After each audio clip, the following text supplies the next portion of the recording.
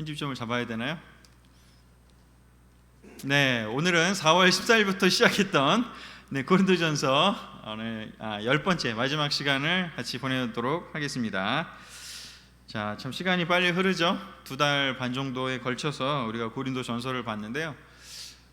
굉장히 특별한 책이죠. 고린도전서. 고린도라는 지역이 어떠한 특성이 있었는지를 우리가 보면서 시작을 했고요. 그 안에 참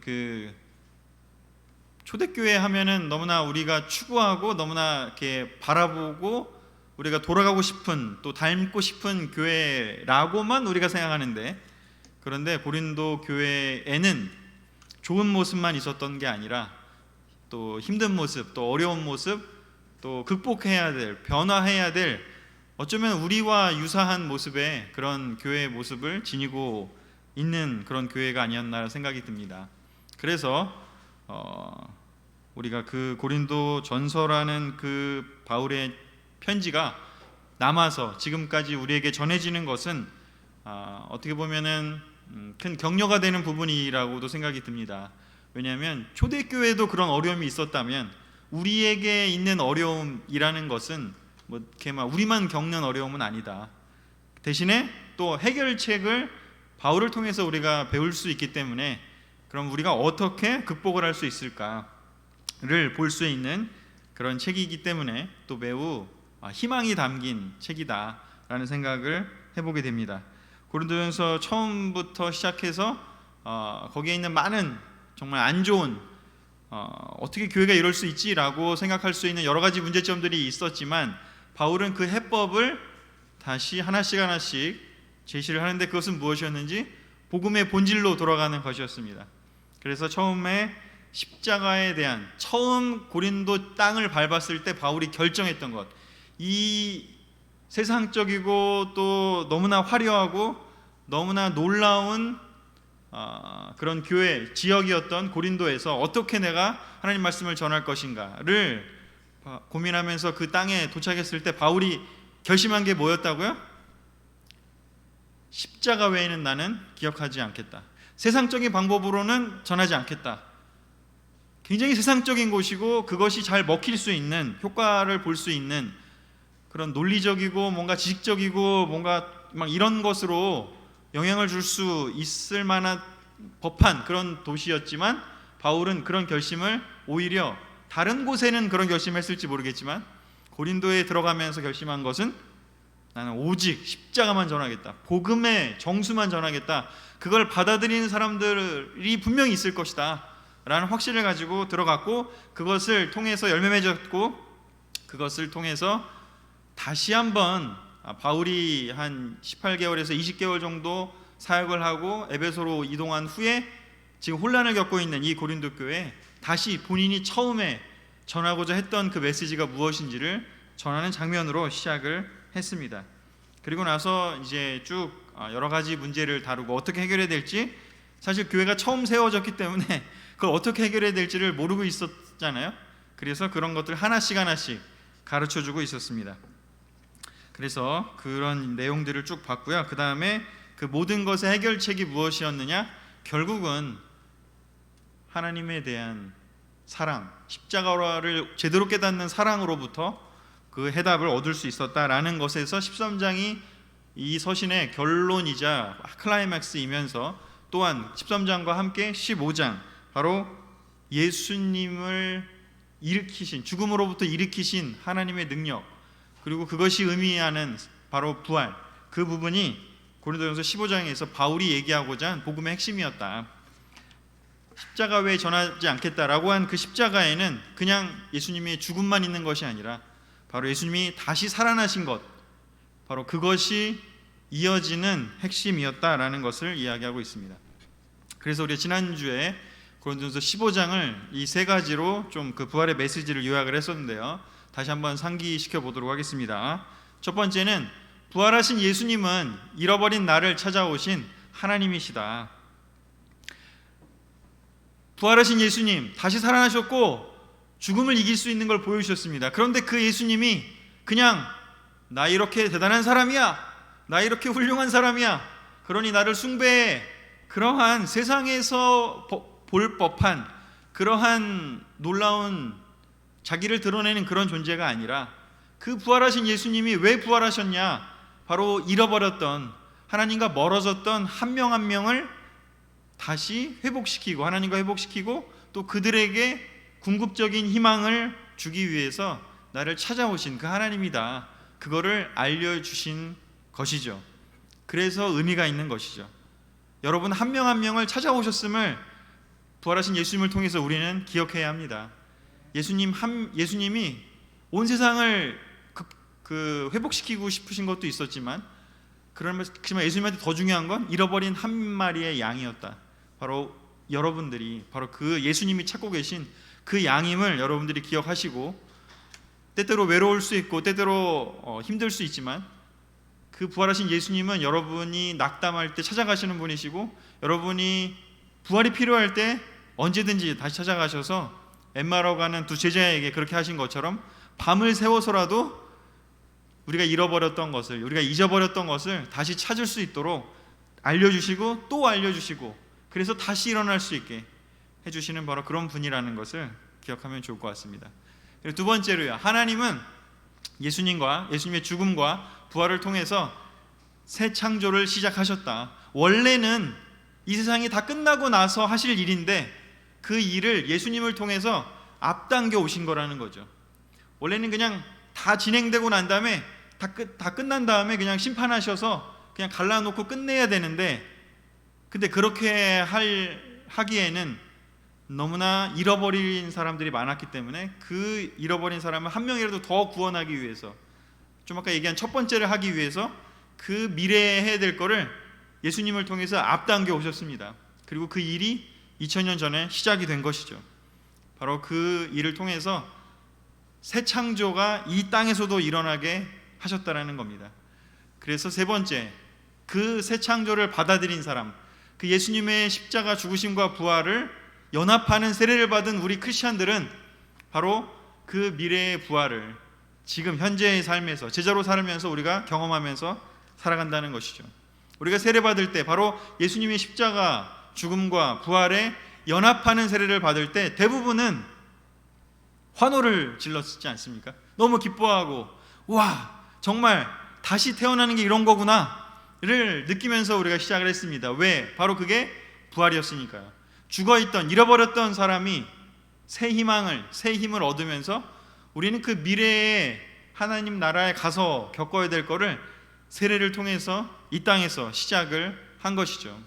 그런데 사탄은 끊임없이 그 기억을 잊어버리게 만들려고 우리를 괴롭히고, 딴 데다가 우리의 생각이 분산되게 만들고, 또 우리가 그걸 잊어버리고 첫 경험을 잊어버리고 하나님이 아닌 세상에 다시 돌아가도록 우리를 끊임없이 유혹을 합니다. 그러기에 그런 하나님과 멀어지면, 그 부활을 잊어버리면 어떻게 되나요? 바로 고린도서에 나온 것처럼 여러 가지 문제들을 이제 일으키게 되는 거죠. 그것이 교회에도 나타날 수가 있는 거고요. 그렇기 때문에 이 세 가지를 우리가 잘 기억하고 늘 다시 돌아간다면 우리의 삶이 터닝 포인트가 될 수 있는 너무나 중요한 장이라는 것을 지난주에 말씀을 드렸습니다. 그래서 바울이 전한 이 부활의 메시지를 이제 우리가 조금 정리를 했고요. 그 다음에 이제 16장 마지막 장을 들어갈 텐데, 바로 이러한 바울이 전한 부활의 메시지가 바울에게 있어서는 어떤 고백으로 나오느냐, 바로 그 내용이 고린도전서 15장 9절 10절에 나와 있습니다. 같이 한번 읽어보도록 하겠습니다. 시작. 나는 사도들 중에 가장 보잘것없는 사람이며 하나님의 교회를 박해했기 때문에 사도라고 불릴 자격마저 없습니다. 그러나 오늘날 내가 이렇게 된 것은 하나님의 은혜로 된 것이며 내게 주신 그분의 은혜가 헛되지 않아 내가 다른 모든 사도들보다 더 많이 일했습니다. 그렇지만 그것은 내가 한 것이 아니라 나와 함께 하신 하나님의 은혜였습니다. 아멘. 부활에 대한 이야기를 해나가는 그 15장에 바울은 스스로 고백을 하고 있습니다. 어떤 고백이요? 나는 정말 가장 보잘것없는 사람이라고요.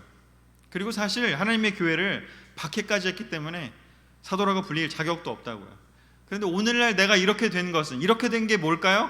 사도가 되고 예수님의 십자가와 부활을 전하기 위해서 온 삶의 변화를 준 바로 이렇게 된 것, 내 인생의 목적이 변하고 내 인생의 방향이 변하고 내 인생의 내용이 변하게 된 이 내 삶 자체가 바로 하나님의 은혜로 된 것이라고요.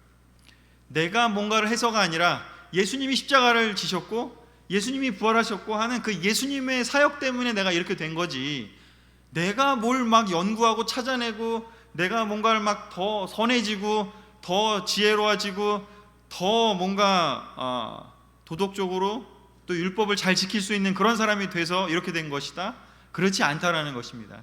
이렇게 된 것은 전적으로 예수님이 그렇게 하셨기 때문에 내가 이렇게 된 것이다 라고 이야기를 하고 있습니다. 오늘 여러분들의 삶 속에서 내가 또 실수했구나, 나는 왜 이렇게 바뀌려고 하는데 잘 안 되지, 나는 왜 이거밖에 안 되지, 나는 옛날보다 더 뭔가 못하는 것 같다, 그런 느낌이 만약에 드신다면 바울의 이 고백을 여러분들의 마음속에 다시 새기시기를 권하고 싶습니다. 언제 변할 수 있느냐, 언제 올바른 고백을 할 수 있느냐, 내가 이렇게 된 것은 내가 뭔가를 한 게 아니라 하나님의 은혜로 예수님의 사역 때문에 이렇게 된 것임을 우리가 기억하고 그리로 돌아갈 때, 우리가 세례받을 때도 잘 생각해 보면 우리가 뭔가 놀라운 걸 해서가 아니라 그냥 우리는 예수님께 순종하기로 결정한 것, 그것 때문에 우리가 기뻐졌고 내 모든 죄가 예수님한테 미안하지만 넘어갔고 그걸 통해서 예수님이 해결해 주신 것, 그것 때문에 기뻤던 것, 그거를 우리가 잊지 말아야 한다는 것이죠. 그분의 은혜가 헛되지 않았기 때문에 내가 다른 모든 사도들보다 더 많이 일할 수 있었다고요. 바울이 더 많이 일한 것은 바로 무엇인지, 하나님의 은혜가 헛되지 않고 내 삶 안에, 내 영혼 안에서 살아 움직였기 때문에, 그 하나님의 능력과 하나님의 사역이 내 마음속을 계속해서 지배했기 때문에 내가 더 많이 일할 수 있었다고요. 이 비밀을 깨달을 때 우리가 처음 그 영크리스천 때의 그 열정으로, 그 놀라운 그 시절로 다시 돌아갈 수 있을 것입니다. 다시 한번 또 얘기합니다. 그렇지만 그것은 내가 한 것이 아니라 나와 함께 하신 하나님의 은혜였다고요. 바울은 끊임없이 얘기해요. 여기 말고도 우리 그 유명한 디모데 전서에서도요, 나는 죄인 중에 두목이라고 이야기를 하고 있습니다. 근데 고린도 사람들은요, 세례받고 어떻게 했죠? 죄인 중에 죄인입니다, 나는 가장 보잘것없는 사람입니다, 그런 고백을 한 게 아니라 나는 방언을 할 줄 알아, 나는 이것도 할 줄 알아, 난 저것도 할 줄 알아, 난 은사를 받은 사람이야 라고 하면서 바울의 고백과는 반대의 삶을 살면서 문제를 일으켰던 것이죠. 그래서 바울의 고백의 키워드는 십자가와 부활을 올바로 이해하게 되면 될수록 은혜에 대한 고백이 더 늘어난다라는 것입니다. 자, 그렇다면 은혜라는 단어를 하나님의 능력이라는 단어와 우리가 바꿔서 생각해 보시면 여러분, 말이 통해요. 이것은 제가 얘기한 게 아니라 되게 유명한 신학자들이 공통적으로 써놓은 글들에 많이 들어있는 것입니다. 이 은혜의 단어 자리에 능력이라는 단어를 넣어서 읽어보라고요. 그러면 말이 될 거라고요. 왜냐하면 하나님의 은혜는 죄인인 우리가 바라볼 때에 표현할 수 있는 단어예요.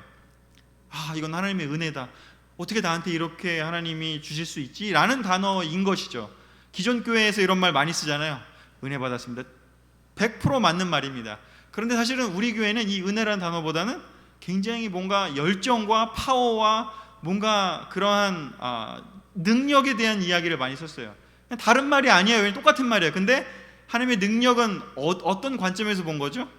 하나님 관점에서. 우리 관점에서 보면 은혜를 받은 거지만 하나님 관점에서 하나님의 능력을 사용하신 거잖아요. 그래서 이것은 관점이 어디냐에 있는 문제이지 동일한 이야기를 한다라는 것이죠. 우리의 관점으로 볼 때는 하나님이 은혜를 주신 것이지만 하나님의 관점에서 보면 하나님이 능력을 보여주신 겁니다.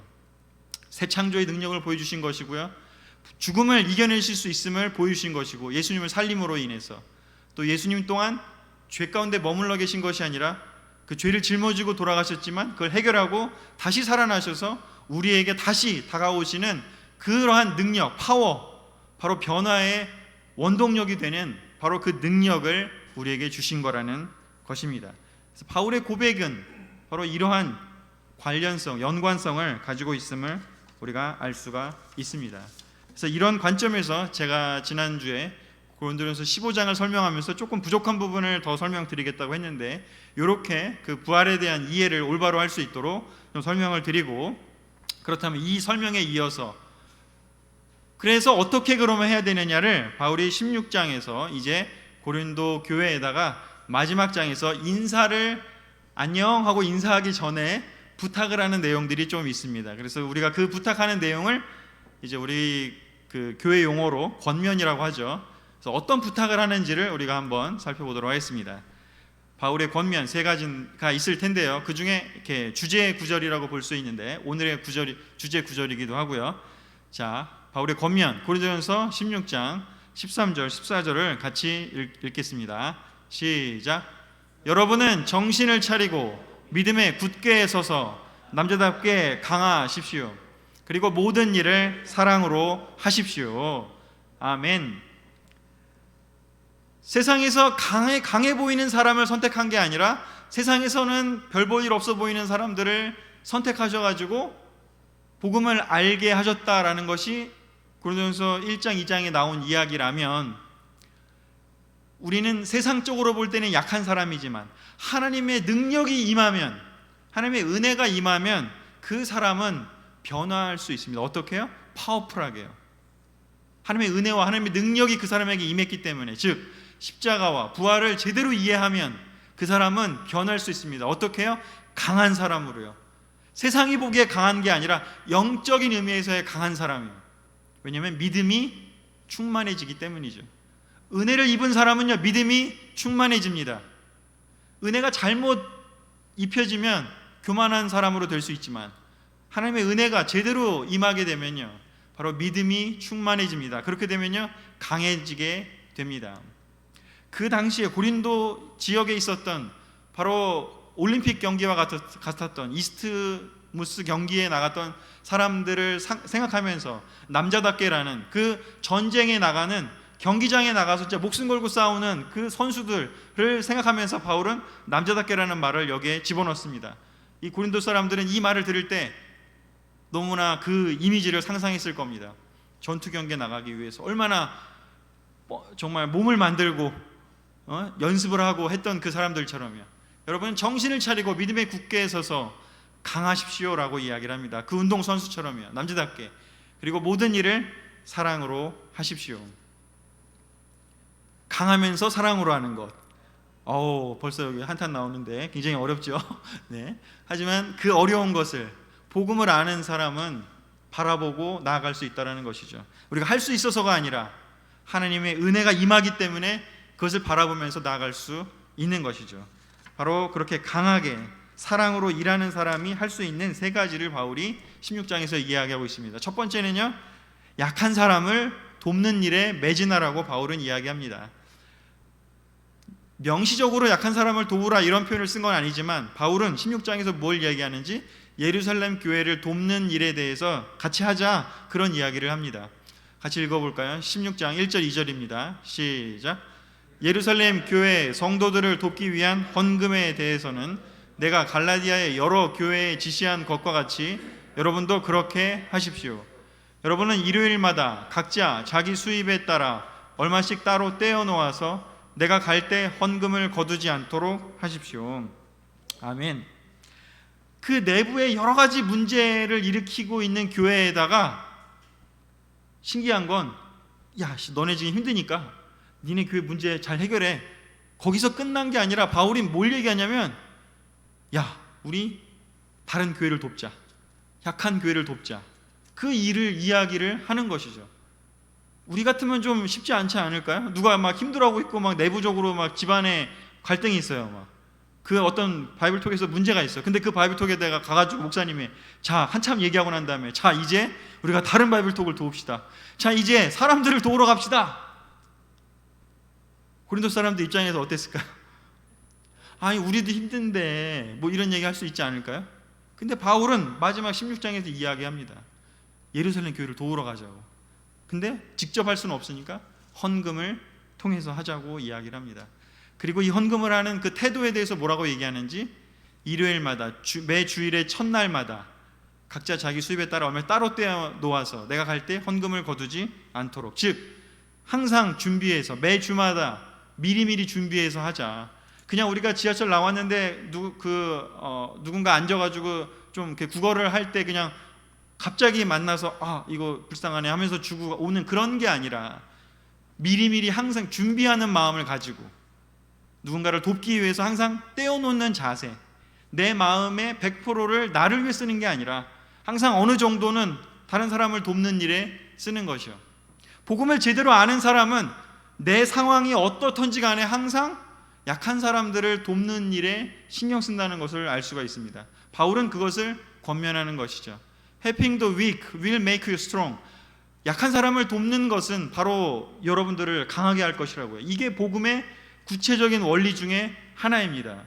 여러분이 여러분 스스로를 건강하게 하고 싶고 강하게 하고 싶고 잘 지내게 하고 싶은 일에 포커스 하실 수 있는데, 근데 그냥 거기서 끝나는 게 아니라 성경적 원리는 무엇인지요? 약한 사람을 도우려고 할 때, 다른 사람을 도우려고 할 때 그때 강해진다는 겁니다. 이게 복음의 원리라는 겁니다. 그냥 내가 나를 강하게 하려고, 내가 뭔가 부족하니까 나를 채우려고 하는 거 세상에도 많이 하지 않습니까? 자기 개발을 하려고 하고, 자기의 뭔가 더 배우려고 하고, 자기를 더 건강하게 하려고, 자기의 재산을 더 불리기 위해서 많은 것들을 하지만 성경적인 원리는 뭐예요? 어떤 상황이 오든지 간에 약한 사람을 돕는 일을 할 때 비로소 강해질 거라고요. 예수님도 얘기했습니다. 내가 새로운 계명을 준다고. 그게 무엇인지 서로 사랑하라고요. 너희가 서로 사랑하려고 할 때, 즉 다른 사람들을 돕는 일을 하려고 할 때, 그때 내 제자가 비로소 될 것이고, 사람들이 그걸 보고 저게 제자구나, 저게 세상하고 다른 예수님을 따라가는 사람들의 태도구나 라는 것을 알 거라고요. 그래서 첫 번째 바울의 권면은 약한 사람들을 도우라는 것입니다. 두 번째요, 혼자 하지 말고 함께 일하라고 바울은 이야기하고 있습니다. 고린도전서 16장 16절에서 17절 함께 읽겠습니다. 시작. 그러므로 여러분은 이런 사람들과 또 그들과 함께 일하며 수고하는 사람들에게 순종하십시오. 스데바나와 브드나고와 아가이고가 와서 기쁩니다. 그들은 여러분이 못다한 것을 보충해 주었습니다. 예루살렘 교회를 돕는 이야기를 하고 나서 바울은 뭐를 하냐면 자기와 함께 일하는 사람들에 대한 이야기를 해줍니다. 여러 얘기가 있습니다. 디모데 얘기도 했다가 또 아볼로 얘기도 했다가 또 여기는 스데바나, 브드나고, 아가이고 이런 이야기를 하고 또 뒤에는 아굴라와 브리스길라 이야기도 합니다. 바울은 그 이야기를 통해서 간접적으로 보여주는 게 있어요. 무엇인지? 내가 혼자 일하지 않는다고. 나는 함께 일한다고. 나는 이런 사람들과 함께 일한다. 그러니까 여러분들도 함께 일하며 함께 그들에게 순종하면서 함께 일하라고 이야기하고 있습니다. 그냥 혼자 따로 노는 것은 기독교에는, 하나님의 몸된 교회에는 어울리지 않는다라는 것입니다. 성경은 항상 함께 일하기를 권하고 있습니다. 12제자를 만들어 놓으신 것도요, 함께 일하라고 했습니다. 세상은 달라요. 그냥 자기가 잘나면 자기 혼자 일하면 돼요. 그냥 혼자 뭔가 깨닫고 뭔가 책을 내고 뭔가 놀라운 이야기를 하면서 사람 추종자를 거느리면 돼요. 하지만 예수님은 사람들에게 함께 일하는 것을 가르쳤습니다. 함께 일하기를 원했습니다. 특별히요, 스데바나와 부드나고와 아가이고가 왔다고 이야기를 해요. 생각해 보세요. 지금은 사실은 뭐 우리가 차도 있고 또 대중교통도 잘 돼 있고 또 우리 스마트폰 잘 돼 있어가지고 그냥 뭐 몇 시 몇 분에 차가 오는지 뭐 집에 있다가 그 어플 보고선 이렇게 뛰쳐나갈 수 있지 않습니까? 그냥 여유 있게. 근데 이 시대에는 서로를 만나려면 어떻게 해야 돼요? 산 넘고 물 건너서 바다 건너서 고생고생 찾아가야 되는 거 아니겠습니까? 고린도에서 바울이 여기에 있는 에베소까지 가려면 며칠을 걸렸어요. 3일, 4일의 여행을 해야 됐습니다. 배를 타고 가야 될 수도 있고 육로로 가려면 훨씬 더 오래 걸리고요. 이들이 왔다는 것이요, 저는 이 구절만 봐도 너무 대단하다는 생각이 들어요. 바울을 찾아서 3명이나 왔어요. 왜냐? 고린도 교회, 물론 본인들이 뭔가 도움이 필요해서 온 것도 있겠지만 바울이 너무나 근심하고 걱정하고 있을 것이기 때문에 잘 설명해 주기 위해서. 소문만 들어갖고는 바울이 얼마나 힘들었겠습니까? 우리 앞에서 많이 봤지만 고린도 교회에 대해서 안 좋은 소문들이 막 퍼져가고 있으니까. 근데 그들이 와서 못다한 것을 보충해 주었다고요. 이들이 와서 그래도 잘 되고 있는 것들도 많이 얘기해 준 것 같아요. 제가 아마 처음에 그 이야기도 했겠지만 이 스데바나와 부드나고와 아가이고 왔다고요. 이 초대교회 시대에 지금처럼 전화해서 잘 지내니, 뭐 LA랑도 연락할 수 있고, 뭐 제가 세민이랑도 브라질에 있는 세민이와도 카톡 통화도 하고 언제든지 연락할 수 있는데, 이 당시에는요 진짜 이렇게 며칠씩 걸으면서 함께하기 위해서, 서로 연결을 끊어지지 않기 위해서 이렇게 노력을 했다면요, 우리는요 얼마나 연락하기 쉬운 시대입니까? 함께 일해야 됩니다. 이 마지막 장은요 참 너무나 아름다운 모습을 보여주고 있습니다. 바울이 얼마나 팀워크로 함께 일하는 사람인지. 그리스도의 교회는, 예수님의 몸된 교회는 함께 일하는 사람들을 통해서 세워져 갑니다. 예수님의 몸이 그러한 원리를 띠고 있기 때문이죠. 자, 여러분 요즘은 얼마나 연결되고 계십니까? 여러분은 얼마나 요즘 사람들과, 형제자매들과 함께하기 위해서, 연결되기 위해서 그 쉬운 노력과 얼마 되지 않을 그 노력이겠지만 요즘 얼마나 형제자매들을 만나기 위해서 연락을 하고 또 소통하기 위해서 연락하고 계신가요? 우리가 이 바울이 이렇게 하는 부분을 우리의 삶에 적용하면 너무나 좋을 것 같습니다. 세 번째, 마지막이요. 깨어서 주님 오실 날을 기다리십시오. 마지막 구절인데요, 고린도전서 16장 22절 24절입니다. 자, 같이 읽겠습니다. 시작. 누구든지 주님을 사랑하지 않으면 저주를 받을 것입니다. 마라나타, 우리 주님이 오십니다. 주 예수 그리스도의 은혜가 여러분과 함께하고 나의 사랑이 그리스도 예수님 안에 있는 여러분 모두에게 함께하기를 기도합니다. 아멘. 16장의 마지막에 바울은 이렇게 얘기합니다. 누구든지 주님을 사랑하지 않으면, 예수님을 올바르게 이해하지 않으면 그 삶이 망가질 거다라는 안타까움 속에 나오는 이야기를 하면서 마라나타라고 하는 굉장히 특별한 단어를 여기에 보여주고 있습니다. 이 단어는 이 신약 성경에 유일하게 나오는 곳이기도 하고, 또 특별히 이거 아람어를 두 단어를 합친 건데요, 바로 주님이 오십니다, 우리 주님이 오십니다, 이런 뜻을 가진 단어인데요, 디다케라고 하는 그 당시에 12 사도 선집이라는 책에도 들어있는 약간 기도할 때 정형화된 문구로 그 당시에 썼던 아람어이기도 하고 합니다. 자, 그 뜻이 뭐냐면 주님이 오십니다라고 하면서 주님의 오심을 그 단어로 기도할 때마다 사용했다라는 것입니다. 지금은 별로 쓰진 않지만 우리 주님이 오십니다, 얼마나 주님의 오심을 늘 항상 간구했고 기도했고 기다렸는지를 볼 수 있는 그런 단어인데요, 어느 순간부터 쓰지 않았지만 여기에 남아있기에 우리에게 그 내용을 전해주고 있습니다. 깨어서 주님 오실 날을 기다렸던 그 초대교회 사람들의 모습을 볼 수가 있습니다. 그래서 사실 뭐 다른 그 찬양팀에서 만든 이 마라나타라는 찬양도 있습니다. 우리나라 찬양단이 만든. 우리 저기 말씀방에다 한번 올려주시죠. 사람들 좀 들을 수 있게. 저도 가끔 이 찬양을 듣는데 굉장히 좋습니다. 그 가사도 좋고요. 주 예수님, 예수 그리스도의 은혜가 여러분과 함께하고 나의 사랑이 그리스도 예수님 안에 있는 여러분 모두에게 함께하기를 기도합니다. 여러분 마라나타라고 외칠 수 있기를 좋아하십니까? 아니면 지금 오지 마세요, 지금은 준비 안 됐습니다, 제발 지금은 난 노 마라나타, 이렇게 하시면서 살고 계십니까? 아니면 언제든지 마라나타, 언제든지 예수님이 오셔도 괜찮습니다 라고 말하면서 살고 계십니까? 사실 복음서에 예수님이 제일 많이 비유로 든 내용 중에 하나가 바로 이 마라나타 정신이라고 볼 수가 있습니다. 열처녀 비유도 그렇고요, 또 포도원 그 농부들의 비유도 그렇고요, 굉장히 많은 내용들에 있어서 이 마라나타 태도를 예수님이 가르쳐주고 계십니다. 그래서 이 깨어서 주님 오실 날을 기다리면서 주님 오심을 저는 언제나 기다리겠습니다, 기뻐하겠습니다 하는 이런 태도로 산다면 우리가 세상에 대해서 두려워할 게 하나도 없습니다. 우리 지난주에 얘기한 것처럼요, 세상에 대해서 우리가 비굴할 것이 하나도 없습니다. 그래서 이런 권면으로 바울이 16장을 마치고 있습니다. 이 세 가지요. 정리할까요? 약한 사람들을 도우십시오. 두 번째, 형제자매들과 함께 일하십시오. 세 번째요, 깨어서 주님 오실 날을 기다리십시오. 이렇게 권면을 하면서 이 고린도 전서를 첫 번째 편지를 마무리하고 있습니다. 그래서 여기까지 10번에 걸친 고린도전서 강의를 끝마치겠습니다.